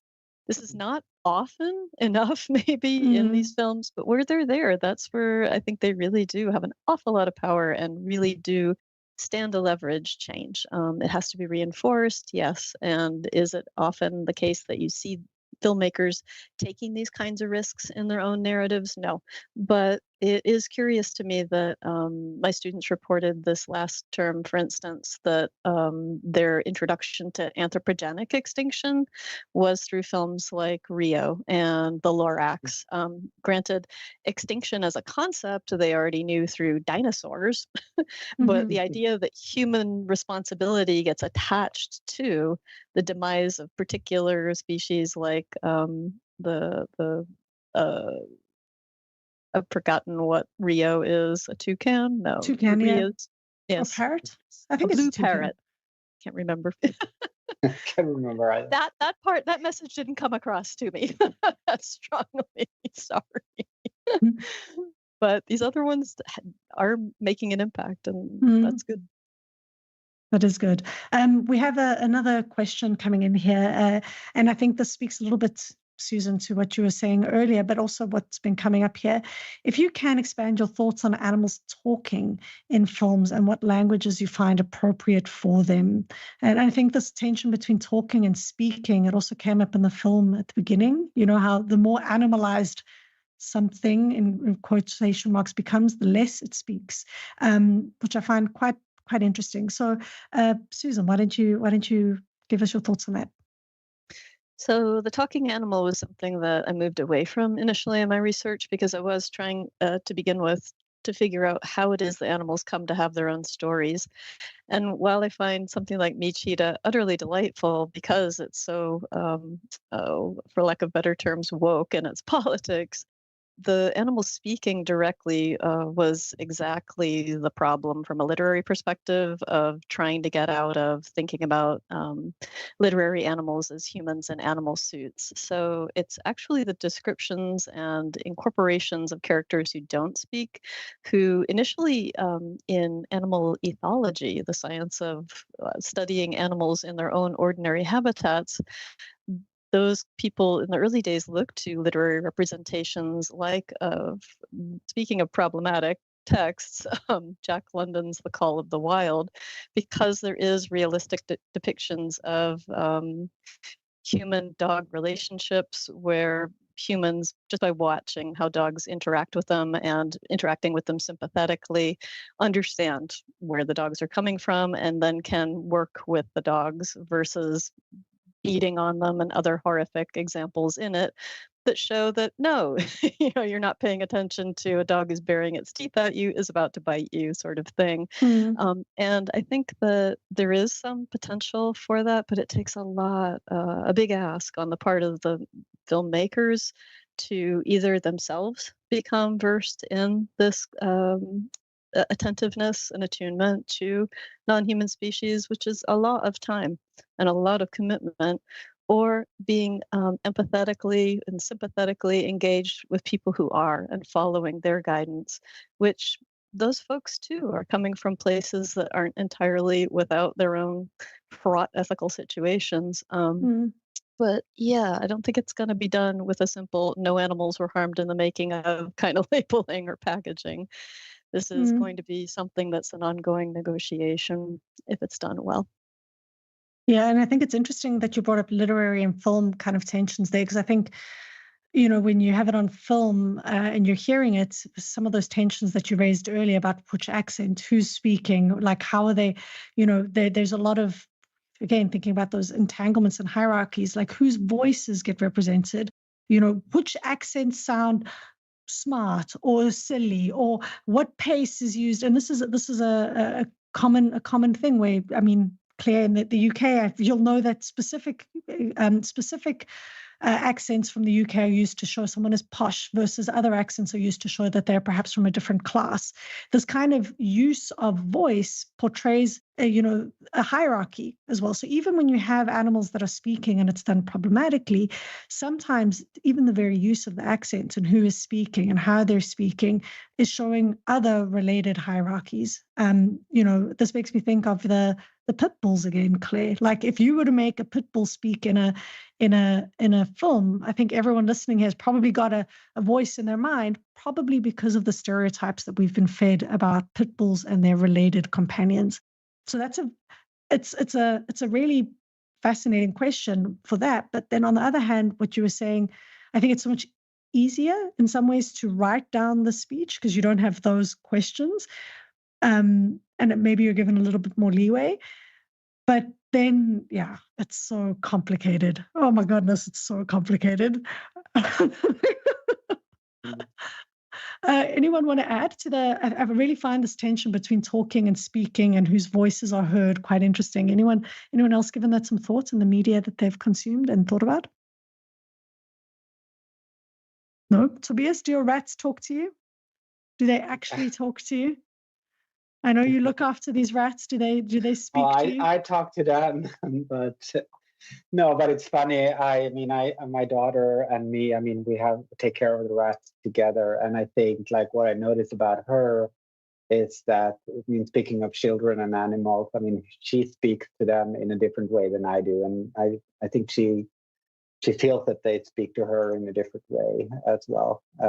So yeah, and I think that's great. I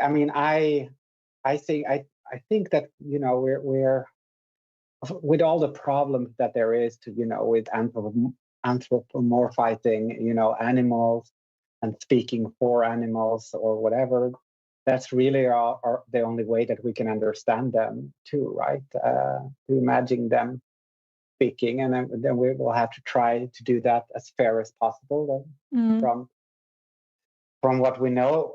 From what we know of them. And I think what Susan was saying about how ethology was founded in these literary representations, it really speaks to that, right? Because the only way that we can understand other animals is, of course, by projecting ourselves onto them in some way. I mean, that's how we understand other humans. And I think also what's come up in this conversation is that speaking is not just a matter of voice. And I know Eva Mayer wouldn't, when animals speak in text or on film, it's speaking and communicating happens through the body. All of these examples that you've said today of the baring of the teeth, the slow loris lifting, this is communication. This is saying something, both, across genre. It's a willingness to hear and listen and actually pay time and attention to what's trying to be said.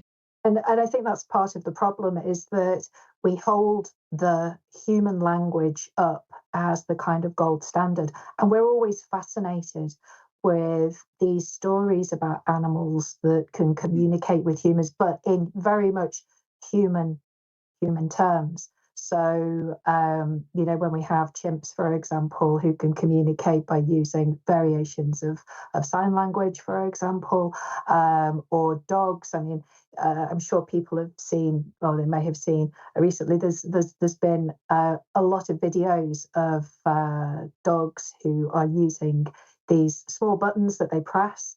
And each of them has a sort of a word attached to them, and they're communicating with the people, with the humans that they live with. We're absolutely fascinated with this, and we spend so much time. And of course, chimpanzees. We've always been intrigued by this idea that we can bring chimpanzees up as sort of humans and teach them to speak and teach them to communicate with us on our own terms. And this just shows the anthropocentric bias that's built into us. We're fascinated by that, and yet we completely ignore the fact that animals are trying to communicate with us all the time. They're trying to say, don't hurt me, don't kill me, please don't do this to me. I'm not enjoying that. I would like something else. I would like to live. I would like to not be treated in that way. And yet we blithely go ahead and completely ignore all of that language, all of that communication, because we are so intent on the supremacy of human language. And of course, creating that boundary, we're back to boundaries again, this idea of, what separates humans from animals. Obviously, language has always been one of these kind of key defining features, and this idea that no animals have got language and they can't use language in the way that humans can. And yet the sophisticated communication systems of other species, we completely, we completely ignore it. And actually, when you think about the fact that dogs live with us and we expect them to understand certain words and commands and their names. And yet, we spend very little time actually bothering to pick up on what they're trying to say to us. And they're probably the species that certainly, in the global north, we're probably more attuned with than any other. And yet we still don't understand them. We still refuse to spend that time to actually speak to them or communicate with them or understand them in their language and on their terms. But that's about the anthropocentric bias. That's about the very human-centered nature and our inability to move beyond that, which I think is a great shame, because we're missing out. Yeah. That's with dogs. We're missing out on having a great relationship that we could have, for example, so well with said. our companions. Got to shout out to Alexandra Horowitz's work here. If anyone knows and wants to think a bit more about dogs and how dogs communicate, and someone who spent painstaking amounts of hours watching how a tail wags, which direction a tail wags, thinking deeply about smell. When you think about that a dog's world, their primary sense is smell, not sight. Like, what does it mean to see through smell? Like, that's like mind-bendy, twisty stuff. And as you say, so many animals communicate, and elephants use ultrasonic sounds that can communicate rumbles across massive distances. This is incredible. And I think, like you said, Claire, thinking about boundaries, there's boundaries in terms of language, that we draw these boundary markers. Like Susan brought up earlier, thinking about culture, this type of language and communication, the use of tools, the things animals are telling us is indicative of culture. And I think when we show, I think, anemic versions of animals in films and on literature, we're also denying their culture. We're denying their world, their experiences and histories, as you've pointed out. Now, we are nearing the end. We have 4 minutes left, so I'll give each of you a chance to kind of say your final bit. It's been from my side, it's been a fantastic conversation. I very much enjoyed talking to all of you. We'll go Tobias, Susan, Claire, and then I'll sign us off for your final words. Go ahead, Tobias. My final words. No, it's been a great conversation, and as you were saying, like I wasn't sure if we were going to fill the 2 hours, but we sure did. So it was really nice to listen to you all and to talk to you. So I think those are my final words. I really think there has been said so much, and I think like this has got me started to think even more about animals in popular culture and how much there is. And I mean, I got a lot of movies and series that I want to watch after this, and books to read, and so it's been very inspiring. Thank you so much for that, Tobias. And and everyone, go check out the Critical Animal Studies Network. Did I say it correctly? Critical Animal Studies Network that Tobias is the leader of, and he's a wonderful human being. So go and check that out. Susan? I feel so honored to be here. Thank you so much for inviting me. And I've learned so much, and I realize how much more I have to learn, which is always a good sign from a conversation. I'm leaving with so many more things to watch and to think about, bring into my teaching, I hope, and just can't say enough about how great an experience this has been. So thank you all. Thank you so much, Susan. I know you were quite nervous and coming. You were like, what can I say? Like, it's film. But no, I think you helped us historicize things. You tied these things together in a really beautiful way. And I'm just so delighted that you joined us here today. And Claire. Well, I'm just really going to echo what Susan and Tobias have probably already said. Thank you so much. I've really enjoyed it. And it's wonderful to be in the company of such amazing scholars who I hold in such high esteem. So thank you, Tobias, Susan. Thank you, Claudia, as well. Amazing chairing all the way through this. Really, really enjoyed it. So thank you, everybody. Thanks. I know the people listening are like, oh, do I have to sit here and listen to everyone saying thank you, thank you? Well, yes, you do, okay? Because gratitude is important. And we'd like to say thank you to you as well, listeners and viewers, for joining us. If you came in for the live stream, we really appreciate your time. This video will be made available if you want to watch it at a later stage. I'm not exactly sure when the video will be made available, but it will be made available. I also just want to make sure that you know, so this was organized by Arukah Animal International. Make sure that you go and check out their website as well. That's ARUKAHANIMAL. You'll find it .org. And if you're interested in learning more about the Animal Turn, just go and check out the Animal Turn podcast, where I interview scholars about important concepts in animal studies.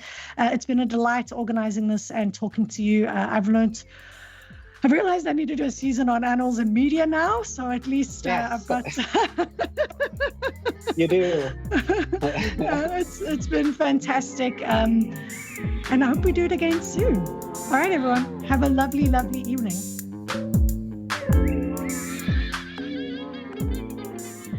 Thank you to Robin and Arukah Animal International for co-organizing this event. Thank you also to Renee R. Frederick from Octopus Media Productions for your production work. Thank you to the panelists, Claire, Susan, and Tobias, for your contributions and thoughts. I so enjoyed talking to you today. The audio is cleaned by Renee R. Frederick and additionally edited by myself for the show. Just some cleaning up here and there and removing bits and pieces when we spoke over one another. Nothing too drastic. And of course, the logo was made by Jeremy John and the bed music by Gordon Clark. This is The Animal Turn with me, Claudia Herzenfelder.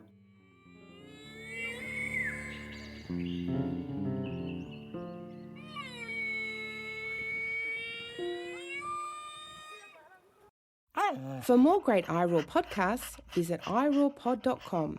That's iROARpod.com.